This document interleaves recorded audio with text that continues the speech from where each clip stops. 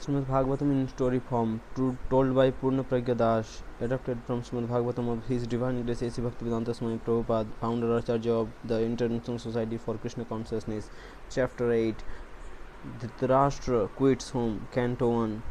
While traveling on pilgrimage, Vidura received as much transcendental knowledge as he desired from Maitreya Rishi and then returned to Hastinapura. Upon Vidura's arrival at the royal palace, the Pandavas, Dhritarashtra, Gandhari, Kunti, Kripa, and many others hurried to greet him, and due to their great delight, it appeared as if they had regained their consciousness after a long period. While offering obeisances or embracing Vidura according to their relationship, everyone shed tears of affection due to relief from the anxiety of a long separation. After Vidura had been sumptuously fed and he had rested sufficiently, Maharaja Yudhishthira had him comfortably seated and then inquired, "My dear uncle, do you remember how you partially like the wings of a bird saved us, along with our mother, from all sorts of calamities? While traveling to holy places of pilgrimage, how did you maintain yourself? Devotees like your good self are truly holy places personified, because you always carry the Supreme Lord within your heart. Wherever you travel becomes sanctified. You must have visited Dwarka, and so please tell us how the members of the Yadu dynasty are faring." In reply, Vidura described his various experiences, but he did not disclose the news of the annihilation of the Yadu dynasty, for he could not bear to see the Pandavas distressed at any time. Vidura was actually Yamraja, who had been cursed by Mandavya Muni to be born as a Sudra. During Yamraja's 100 years absence, Aryama, who is one of the 12 Adityas, took over his post and thus punished those who performed sinful acts. The real purpose of Vidura's return to Hastinapura after having adopted the renounced order of life was to rectify the mentality of his misguided elder brother Dhritarashtra. Vidura was treated like a godly person by his relatives, and when he sat down to instruct Dhritarashtra, all the palace residents, including the Pandavas and their mother, gathered around to hear him. For such spiritual discourses are equally beneficial for all. Insurmountable eternal time had imperceptibly overcome Dhritarashtra, so that he had become overly engrossed in and attached to family affairs. Vidura sarcastically addressed Dhritarashtra as king and then warned, "Please get out of here immediately, for fear has already overtaken you. This frightful situation cannot be remedied by anyone in this material world, for it is the Supreme Personality of Godhead as Kala who has approached us all. Whoever is under the influence of eternal time must surrender his most dear life, and so what to speak of other things such as wealth, honor, family, home, and property? My dear brother, your sons, friends, and well-wishers have all passed away, and you have now reached the fag end of your own life. Your body has been overcome by invalidity, and you are living in the home of another. You have been blind from birth, and recently you have become hard of hearing. Your memory has become feeble, your teeth are loose, your liver is defective, and you are constantly coughing up mucus.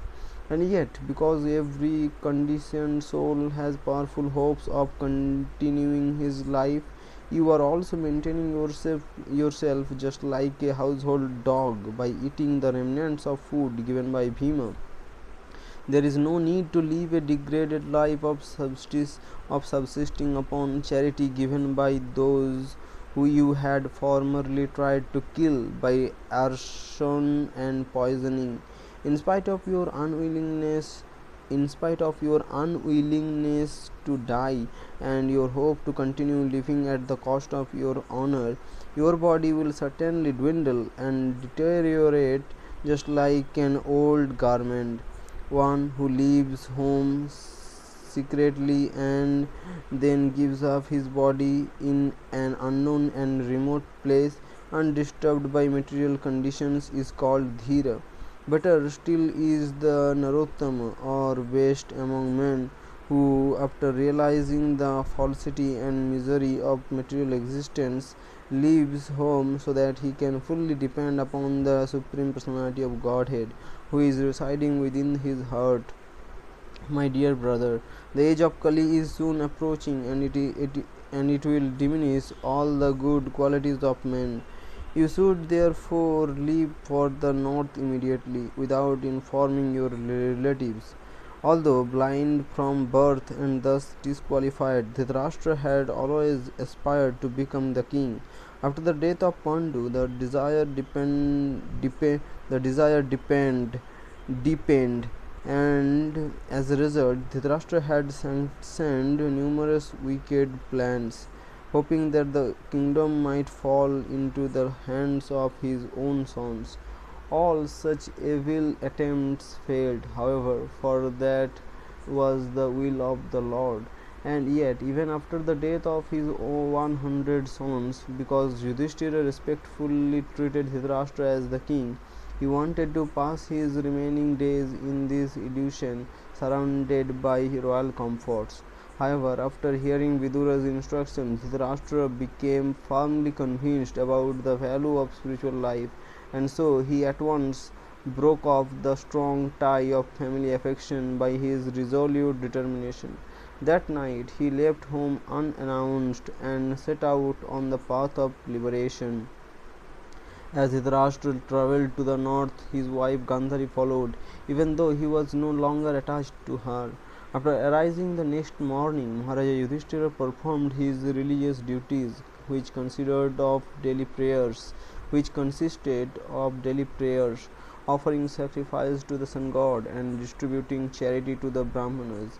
Then, when he entered the palace to offer respects to his superiors, Maharaja Yudhishthira found that his old aunt and uncles were missing.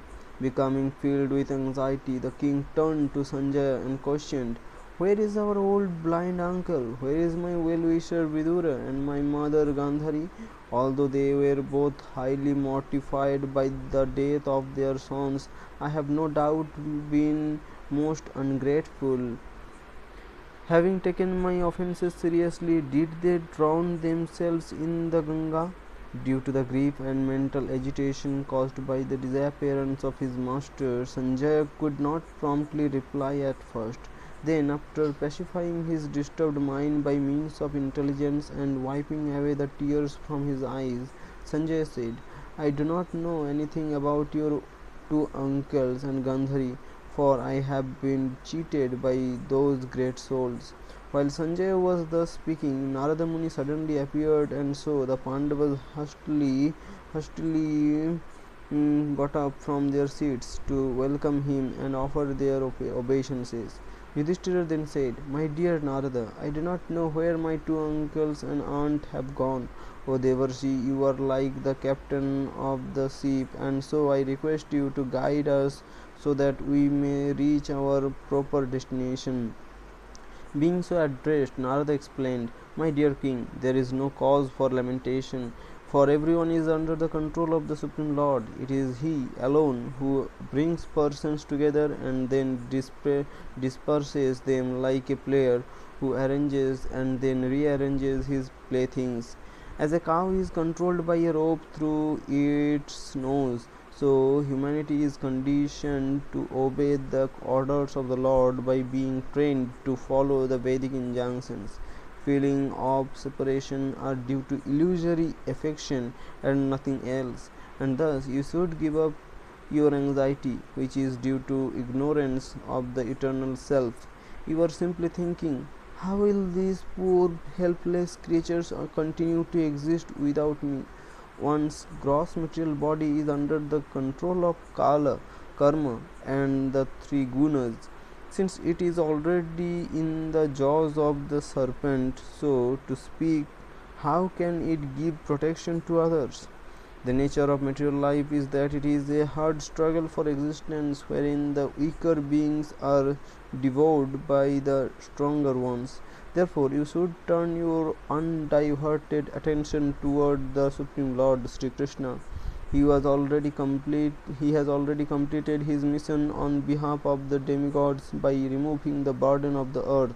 As long as the Lord is present here, you should carry on with your duties, but after his disappearance, you should also be prepared to leave this mortal world. Dhritarashtra, Gandhari, and Vidura have gone to Saptasrota on the southern side of the Himalayas, where the Ganga had been divided into 7 parts for the satisfaction of the Saptarishis. On the shore of the river, Dhritarashtra is now beginning the practice of Ashtanga Yoga by bathing 3 times daily, performing Agnihotra sacrifices, and maintaining his life on water alone.